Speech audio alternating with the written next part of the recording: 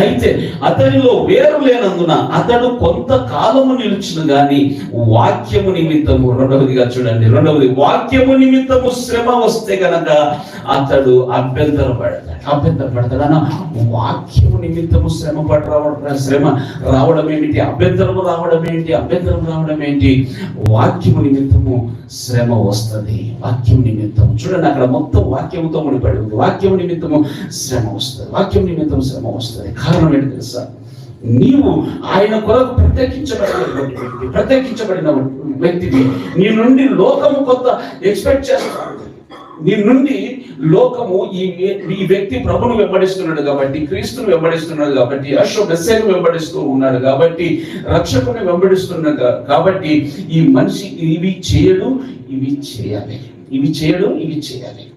ఎవరైనా అబద్ధం ఆడితే ఒక విశ్వాసి అవతలి వ్యక్తి చెప్పేటువంటి మొట్టమొదటి మాట ఏంటంటే, నువ్వు బైబిల్ పట్టుకున్నావు కదా, అబద్ధం చెప్పవచ్చు. విన్నారా? ఎన్నోసార్లు నేను విన్నాను. నువ్వు బైబిల్ పట్టుకుంటావు కదా, అబద్ధం చెప్పవచ్చు. అంటే వాళ్ళకు ఉన్నటువంటి ఆలోచన ఏమిటి? బైబిల్ పట్టుకున్నవాడు అబద్ధం చెప్పాడు. బైబిల్ మందిరానికి వెళ్తున్నావు కదా, బల్ల తీసుకున్నావు కదా, బూతులు ఆడుతున్నావు ఏంటి అంటే, బల్ల తీసుకునేటువంటి వ్యక్తి ఏం చేయకూడదని అబ్బో బూతులు అంటే కొన్ని రోజులు పర్వాలేదు కానీ మరి లైఫ్ లాంగ్ జీవితకాలం అంతా అంచుకోవాలంటే అసలు ఆ మనిషిని చూస్తేనే నాకు ఇంత రగిలిపోయింది. అలాంటిది అవి ఎలాగంచుకుంటామండి? ఎలాగైతే వాక్యము నిమిత్తము శ్రమ, అభ్యంతరం అలాగంటే మహా కష్టం అండి. కష్టమైనటువంటి మార్గమునే ఆయన నియమించాడు. కారణం ఏంటి తెలుసా? నీవు పొందబోచున్నటువంటి మహిమ ఎదుట ఈ యొక్క కష్టము ఎన్న తగినవి కాదు. హల్లెలూయా.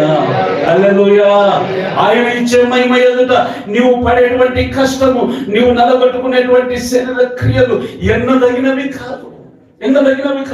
నీవు పాపమును ఎదిరించడము అంత ఎనదగినటువంటి విషయము కాదు. సులువుగా వీటన్నిటిని జయించవలసిన వారమై ఉన్నామని లేఖనము చెబుతూ ఉంది. కారణం మన ఎదుట ఉంచబడినటువంటి మహిమ అంత గొప్పది. హల్లెలూయా. ఈరోజు పరిశుద్ధంగా బ్రతుకుతున్నటువంటి సేవకులు, విశ్వాసులు, సంఘ పెద్దలు, సంఘ బిడ్డలు, విశ్వాసులు వారు బూతులు మాట్లాడలేక కాదు, ఇష్టం లేక కాదు, ఇంకొక దుష్కార్యములు, శరీర క్రియలు చేయలేక కాదు, చేయడం ఇష్టం లేక కాదండి, వారు నలగొట్టుకుంటున్నారు. కారణం ఏంటి తెలుసా? అక్కడ మహిమ కిరీటం కనిపిస్తుంది. హల్లెలూయా.